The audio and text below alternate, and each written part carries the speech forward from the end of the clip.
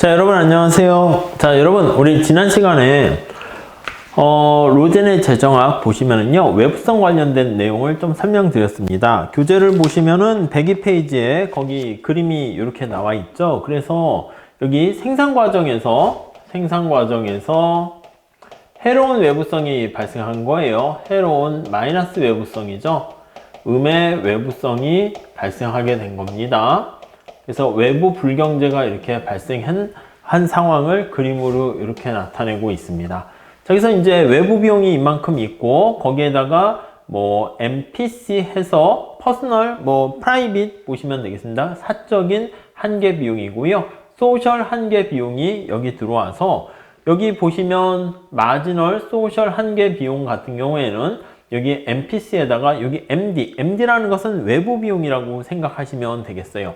그래서 이 외부 비용은 여기 나와 있는 녹색깔로 나타낸 사다리꼴 모양인데, 위에 MPC와 MSC의 그 차이만큼과 면적이 똑같다는 것을 알 수가 있습니다. 자, 그랬을 때 거기 보시면 사적인 최적 생산량이 G점이고요. 그 책에 나와 있는 그걸로 따지면 여기인 G점이 사적인 측면에서 최적 생산량이고, 사회적인 최적 생산량은 MSC와 MB가 만나는, 여기 나와 있는 D인가요? D인가요? 네, D네요. D. 여기 D라는 거 알 수가 있습니다. 자, 그래서 우리가 외부성을 해결하게 되면, 자, 외부성을 해결해서 이걸 내부화 시킨다라는 표현을 쓰죠. 내부화를 시키게 되면, 그랬을 때 우리가 얻게 되는 내부화 시 데드웨이 로스만큼의 이것만큼 후생이 증가한다라는 것을 알 수가 있고요. 그 차이에 해당하는 게 저기 나와 있는 빨간 색깔 면적이 사회적 후생 손실이야. 그래서 이만큼 사회적 후생 손실만큼을 제거하게 되니까 후생이 증가한다라는 거 알 수 있습니다. 자, 104페이지 우리가 지난 시간에 이어서 조금 얘기를 더 진행하게 되면, 어떤 행위들이 오염물질을 발생시키냐. 우선은 알았어. 외부성이 발생하게 되는 거니까 그걸 해결해야 되는 건 알겠어. 근데 야, 어떤 행위가 외부성 오염물질을 발생시키는가, 물질을 유발하는가, 그거에 대한 얘기를 살짝 한번 볼게요. 사실 그냥 간단히 읽어보셔도 되지만 같이 한번 체크해 보려고 하는 겁니다. 자, 우선 첫 번째 줄 보시면, 일단 유해 오염 물질을 확인하고 나면 정책 당국은 어떤 생산 과정이 그 물질들을 발생시키는지를 확인해야 된다고 할 수 있겠습니다. 자, 예를 들어 산성비는 많은 과학자들이 걱정을 해요. 그래서 산성비 같은 경우 보시면, 산성비, 거기 보시면은요, 황산과 질산이 세 번째 줄 보시면 대기 중으로 들어가서 수증기와 반응하면서 산이 발생해서 형성된다는 것이죠. 이 산이 눈과 비와 섞여서 지상으로 떨어지면 산도를 높이게 되고, 동식물에 다 잠재적인 해를 끼친다라는 것을 알게 됩니다.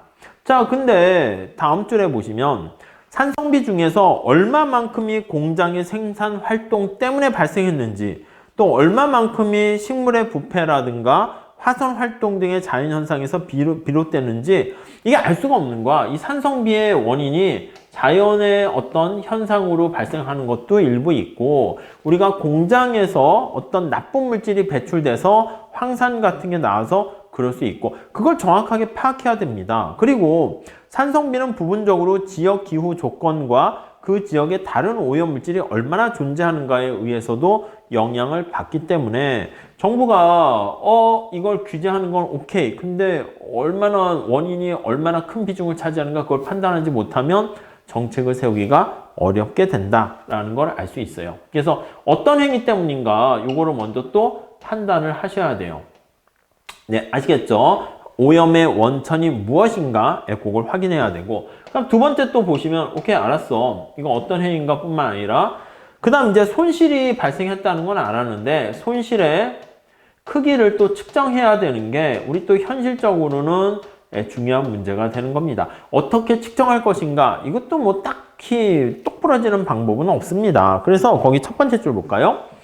자, 한계 손실을 산출량의 추가적인 증가에 따라 외부적인 피해가 발생하는데 그게 얼마나 발생하는가를 우리가 이 손실의 크기는 또 화폐 가치로 이제 나타내 줘야 된다고요. 그래야지 화폐 가치로 나타내야지 우리가 이제 금액으로 판단을 해서 뭔가 대가를 서로 지급하게 돼서 외부성을 내부화하게 되는 것이죠. 그래서 피해의 화폐 가치를 계산해야 되는데 이걸 계산할 때 다음 줄에 한번 볼게요.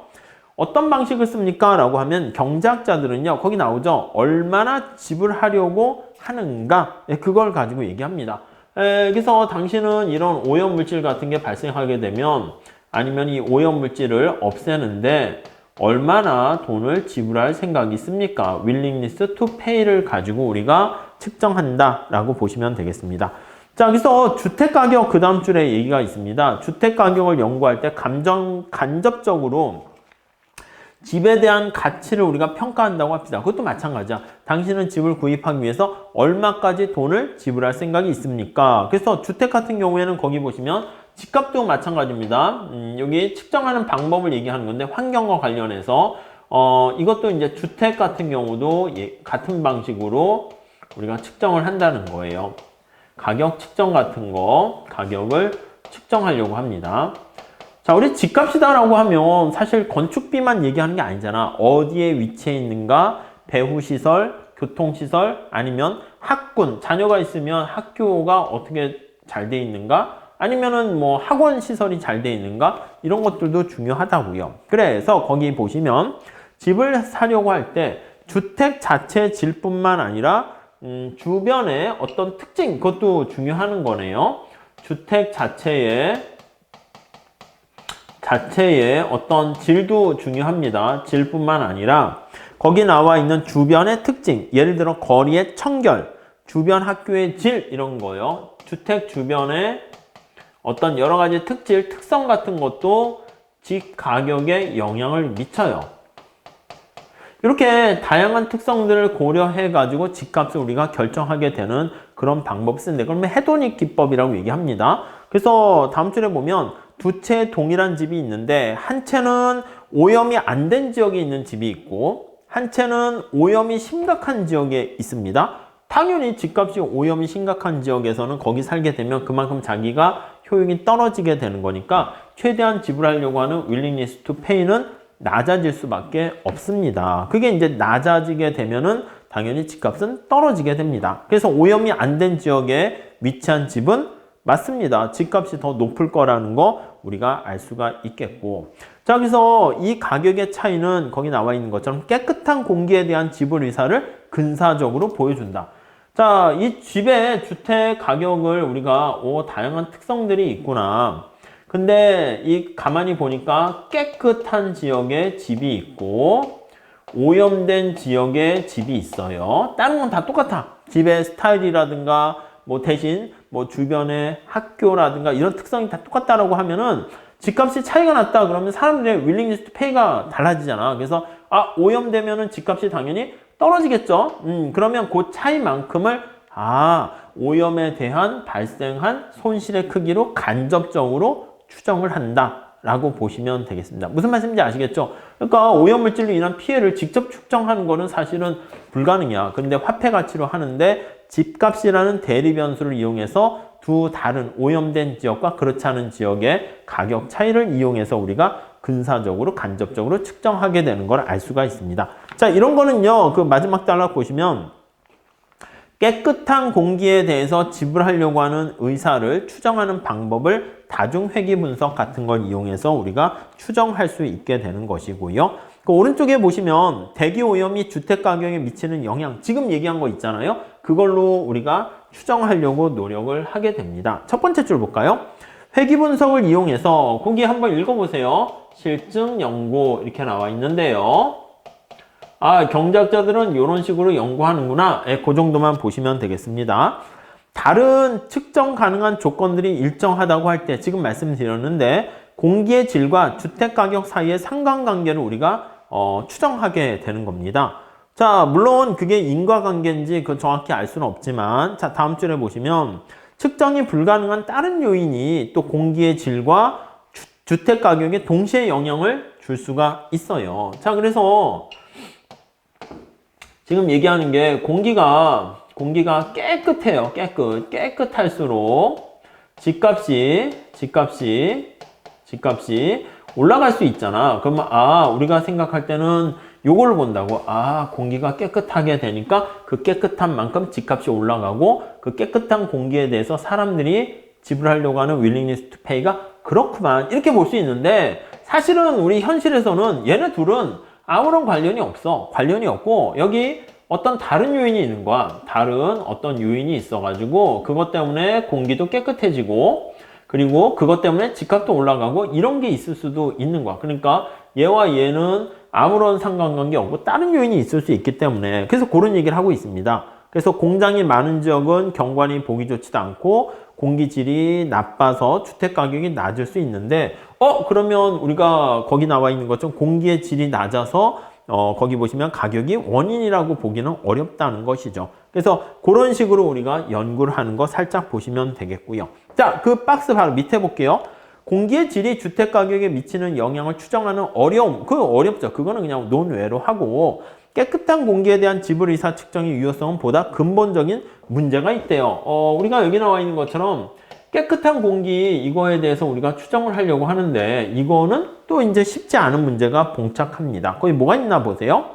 대기 오염이 자신들의 건강에 미치는 영향이 무지할 수도 있고 그러니까 사람이 모르는 거야. 그래서 이게 오염된 물질이 오염된 대기가 사실은 건강에 악화 영향을 미칠 텐데 이런 거에 대해서 이제 모르는 거야. 그래서 원래 이런 중요한 사실을 무지의 소치로 모를 수도 있고 무슨 말씀인지 이해되시죠?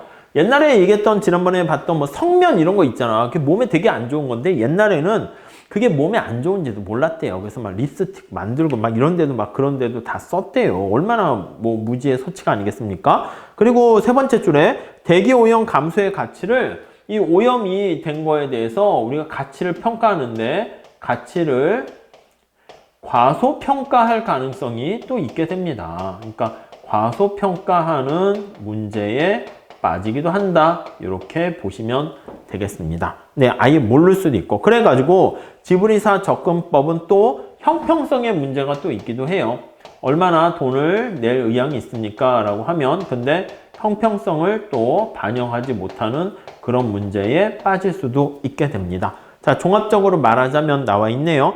가치 측정을 위한 계량 경제학적인 방법이 뭐 좋긴 해요. 근데 피해의 가치를 확실하게 정확하게 결정해 주지는 못한다 라고 나와 있네요. 그래서 결론은 어떻게 합니까? 그래서 결론은 이런 환경오염과 관련된 거는 경제학자들 혼자 어떻게 얘기할 수는 없고요. 그 세 번째 줄에 나와 있네요. 그래서 오염과 관련된 한계 손실을 정확하게 측정을 해야 될 뿐만 아니라 그러기 위해서는 생물학자, 공학자, 생태학자, 의사 등 다양한 전문가들과 지식과 기술을 동원해야 된다. 학제 간 연구가 필요하다. 이런 얘기로 매듭을 짓고 있습니다.